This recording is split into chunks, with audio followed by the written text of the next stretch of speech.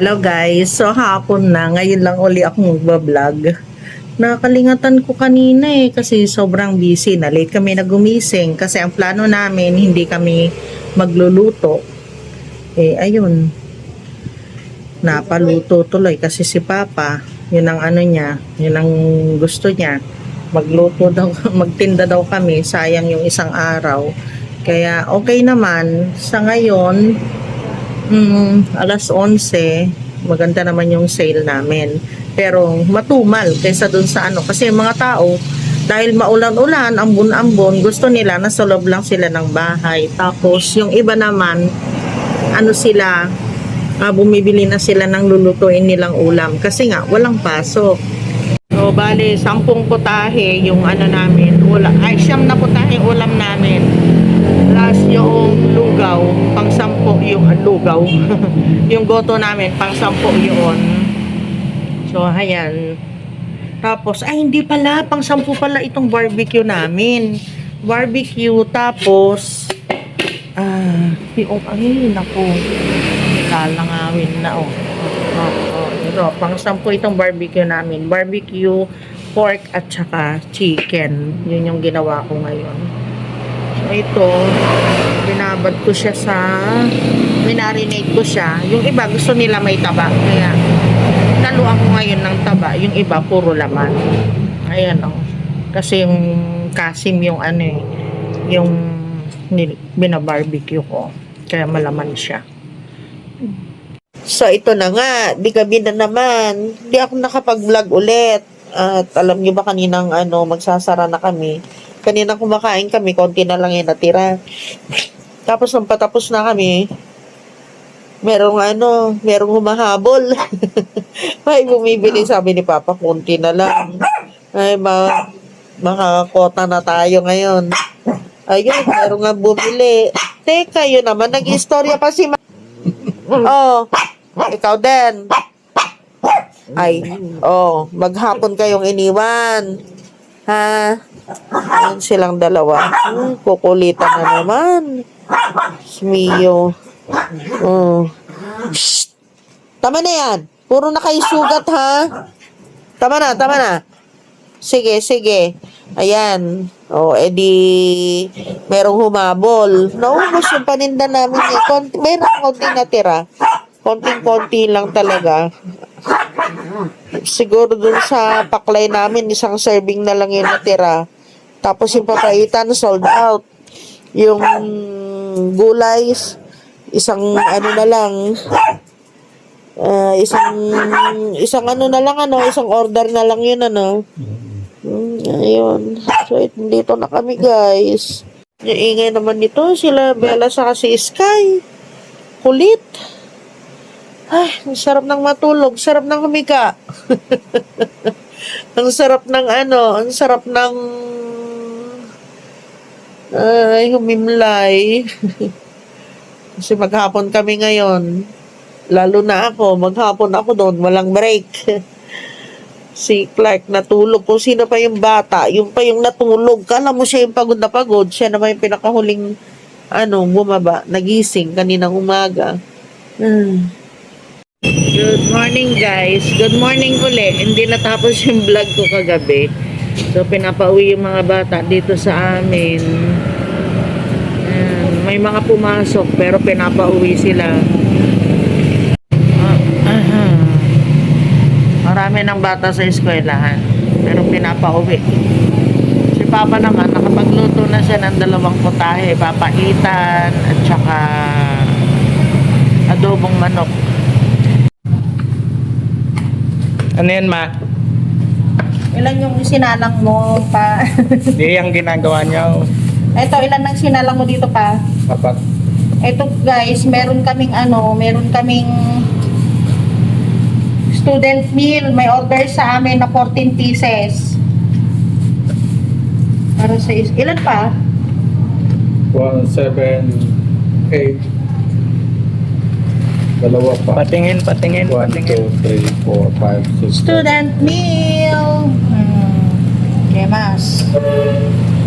Tapos magdala ka ng yung ketchup, huwag mong kalimutan. O yung kutsara, huwag mong kalimutan, paibabaw mo na lang yung kutsara. morning, guys. Dito na naman kami ni Papa sa sa kusina as usual. Si Kuya Clark, siya yung opening. Yun. Ito siya. At naka-breakfast na siya. Buti pa siya. Sana all. Oh, yung electric pan mo na naman. Nakabali doon. Ha? Yang. Ay, electric pan mo kako. Ayan, nasunog yung isang electric pan. Yan na lang, natatangi. Nag-iisa na lang. Aray, sorry Bella. Ay, sorry Jame. Giniginaw ikaw?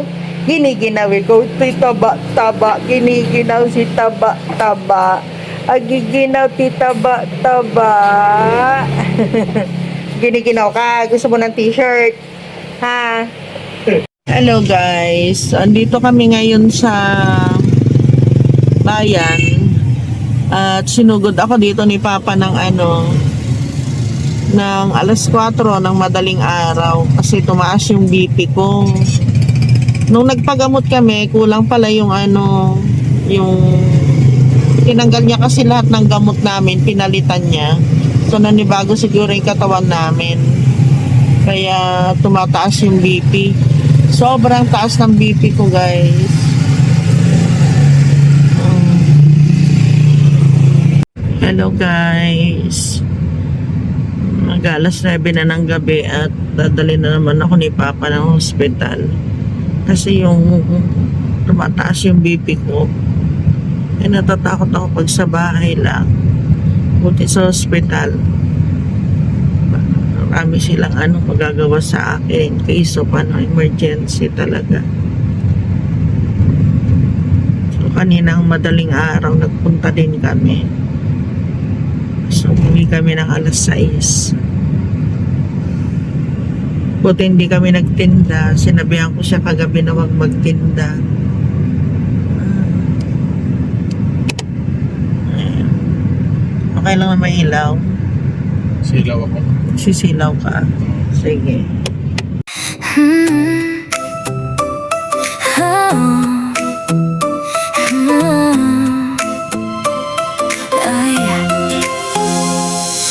Sa bawat araw may bagong kwento.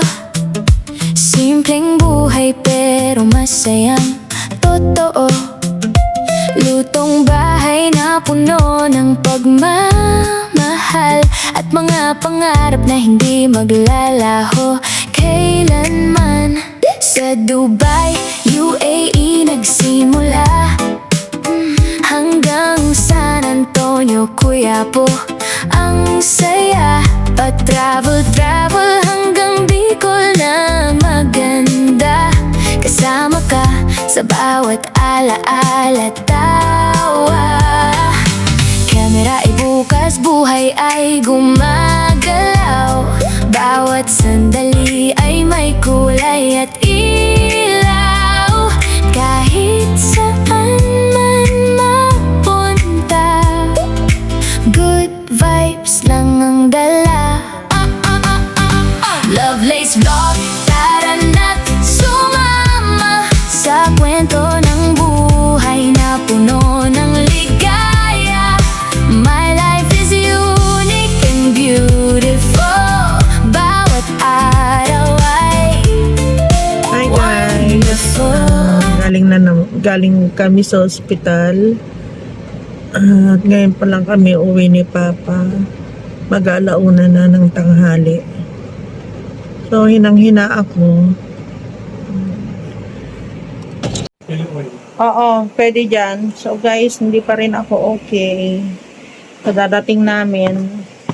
May schedule kami para sa laboratory. So, every 3 months, kailangan magpa-laboratory ako. Pero yung BP ko mababa na. Kaya lang siyempre sa dami ng ininom kong gamot, sinaksak sa akin. Kaya ngayon ko palang nararamdaman parang nanghihina ako. Na si Papa dumating na siya, galing ng bayan. Ito yung kanyang mga pinamili. Walang pasok bukas. So magtitinda kami. Kahit na doon lang ako sa kaha. Bukas, kakayanin naman. Ito yung niluto niya ngayon. Ito yung pagkain ko. Thank you, Pang. Ito yung mga gamot ko. So, dyan muna siya. Yung iba, after ng laboratory. So, ito nga pala yung pagkain ko. Tinatakal yung pagkain ko, 1 cup. Pero, kalahati lang nauubos ko. Kasi maraming gulay. Ayan yung gulay. Tapos, meron akong isda. Yan, si Papa, ayaw pa niyang kumain. Gusto niya ayusin pa yung mga pinamili niya. Mag-aayos na rin siya ng paninda bukas. August 10, guys. Walang pasok. Nakatanggap na kami ng notice. Kasi yung student meal namin, sinabihan kami ng principal na wala silang pasok bukas. Saan man makarating here, Lovelace vlog ang saya'y totoo. Simple man ang buhay, makinang na makinang ito. Walang pasok ngayon, Lunes. Buti na lang, tumigil na yung ulan. Hindi kami nag-tricycle kasi baka mabasa kami. So, from Kuya po, didiretso na kami ng Gimba. Walang mga gamot sa Kuya po. Kuha kami ng gamot sa Gimba. Gasgas na gasgas sa amin itong sasakyan ngayon. Kasi dinadala ako ni Papa sa sa hospital sa madaling araw.